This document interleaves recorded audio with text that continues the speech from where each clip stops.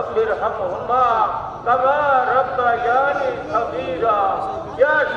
مهل المشكلات يا مهل المشكلات يا رافع الدرجات يا حل রাত্রি শেষেও দোয়া করা হয়। আমি বলছিলাম যে রাত্রি শেষের দোয়া আল্লাহর দরবারে সেজদায় পড়ে আল্লাহকে ডাক দেয়, আল্লাহর কাছে বলে, তখন বান্দা আর আল্লাহর মাঝে আর তফাৎ থাকে না। আল্লাহ আর ওই আল্লাহ আমরা আজকে এখানে যে দোয়া দুরূদ আলোচনা হয়েছে বেগম খালেদা জিয়ার আশু মুক্তি কামনায়, তার শারীরিক সুস্থ